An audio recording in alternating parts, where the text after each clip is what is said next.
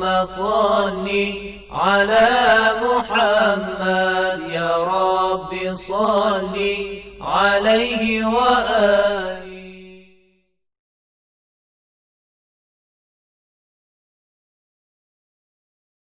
أعوذ بالله من الشيطان الرجيم. بسم الله الرحمن الرحيم.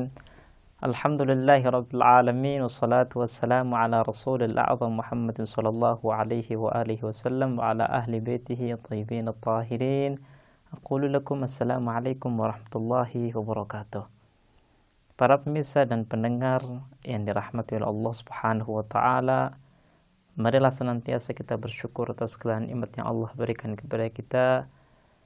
Semoga kita digolongkan olehnya di golongan orang-orang yang baik, orang-orang yang saleh.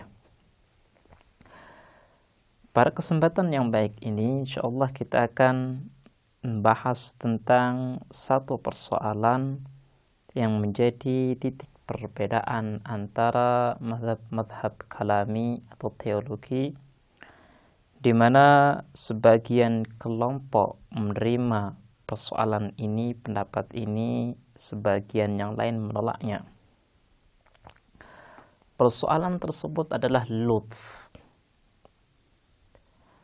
Lutf merupakan suatu teori yang ada di ilmu teologi, di mana antara Asy'ariyah dan Adliyah mereka berbeda pendapat.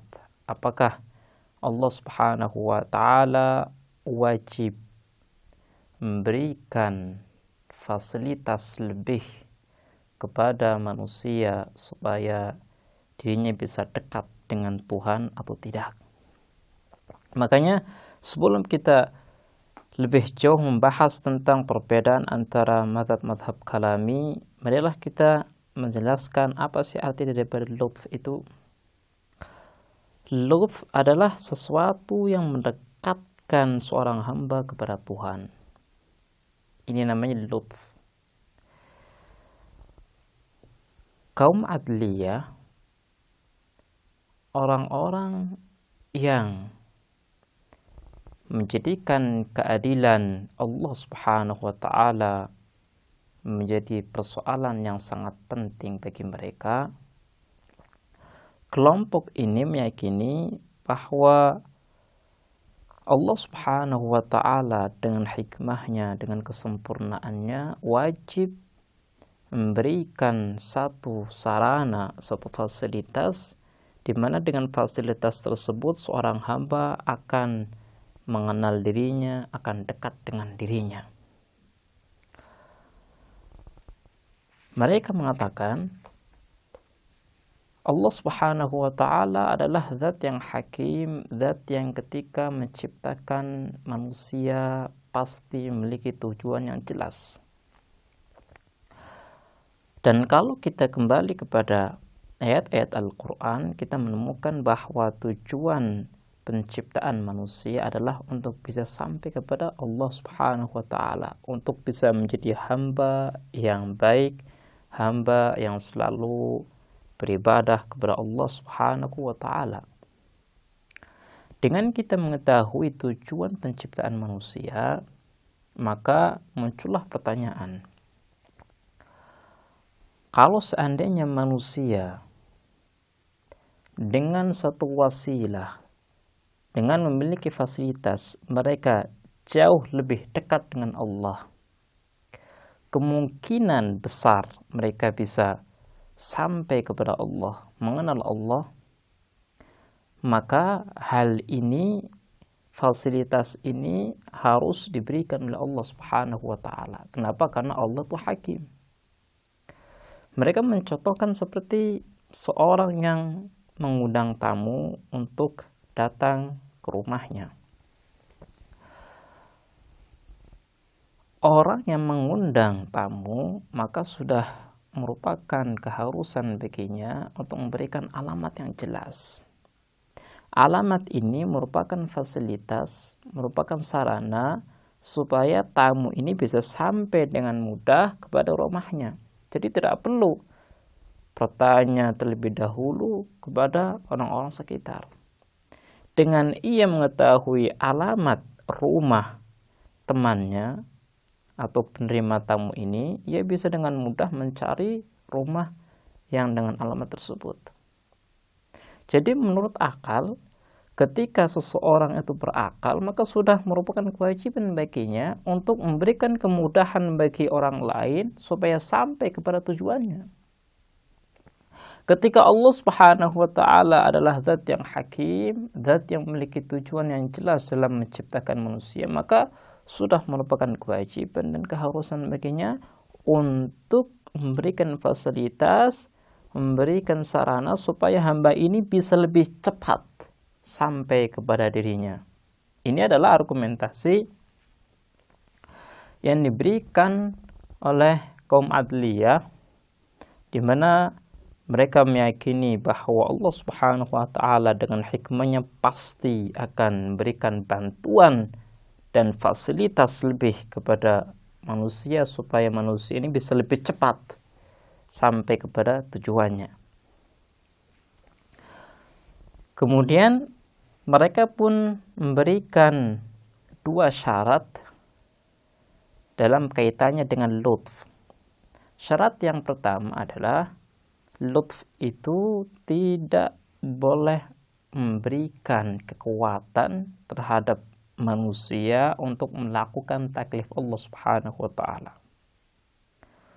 untuk menggapai kesempurnaannya, untuk menggapai tujuannya. Jadi lutf itu hanya sebagai alamat saja, sebagai fasilitas tambahan yang akan memberikan petunjuk kepada manusia sehingga manusia ini bisa lebih cepat sampai kepada tujuannya. Jadi tidak boleh dengan adanya lutf ini manusia yang tadinya lemah menjadi kuat. Contoh, ada seseorang yang tidak bisa melakukan sholat dengan berdiri. Dengan adanya lutf dari Allah Subhanahu wa Ta'ala, maka orang ini menjadi kuat, bisa berdiri ketika menunaikan sholat. Hal ini di luar daripada syarat daripada lutf. Jadi yang pertama, syarat daripada lutf adalah lutf ini tidak boleh memberikan kekuatan kepada hamba, kepada manusia. Kemudian yang kedua, lutf ini tidak boleh memaksa seorang hamba untuk melakukan taklif Allah Subhanahu wa Ta'ala untuk sampai kepada tujuannya. Seperti ada seorang guru yang memberikan arahan kepada muridnya. Arahan guru ini tidak memaksa murid untuk melakukan apa yang ia inginkan. Hanya sebatas arahan saja, supaya murid ini bisa lebih cepat, lebih mudah dalam menggapai tujuannya, menggapai cita-citanya. Jadi, lutf itu hanya sebatas arahan. Dengan arahan ini, manusia bisa lebih mudah, lebih cepat untuk bisa meraih kesempurnaan. Makanya, kaum Adliyah menganggap bahwa persoalan ini merupakan persoalan yang penting, sesuatu yang harus dilakukan dan diberikan oleh Allah Subhanahu wa Ta'ala. Kenapa? Karena Allah adalah hakim. Kemudian muncul sanggahan daripada kelompok lain. Mereka mengatakan kalau seandainya memang lutf itu wajib atau harus dilakukan oleh Allah Subhanahu wa Ta'ala, maka kita tidak akan menemukan seorang hamba pun yang akan berbuat maksiat. Kenapa? Karena fasilitas ini sudah sempurna. Manusia dengan fasilitas sempurna ini sudah cukup untuk bisa menggapai kesempurnaan. Dan mustahil manusia ini akan melenceng daripada kebenaran. Dan mereka mengatakan, kalau konsekuensi daripada lutf seperti ini, maka konsekuensi ini bertentangan dengan realitas yang ada. Kita mendapatkan banyak orang-orang yang melakukan maksiat. Jadinya kaidah lutf ini adalah kaidah yang salah. Kaum Adliyah menjawab, mereka salah memahami tentang kaidah lutf. Kita sudah menjelaskan Syarat yang kedua yaitu kaidah lutf ini tidak boleh memaksa manusia untuk menggapai cita-citanya.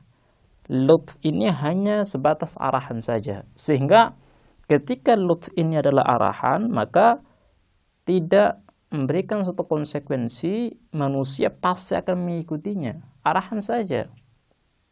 Seperti seorang murid diarahkan oleh gurunya untuk bisa menggapai prestasi yang luar biasa. Dan murid ini bisa saja tidak mau mendengarkan dan tidak mau melakukan arahan si guru. Jadi kaidah lutf ini tidak bertentangan dengan ikhtiar manusia. Inilah pembahasan kaidah lutf. Semoga Allah Subhanahu wa taala selalu membimbing kita supaya kita bisa dengan mudah menggapai cita-cita kita, kesempurnaan kita, dan tujuan keberadaan kita. Kita akhiri, wassalamualaikum warahmatullahi wabarakatuh.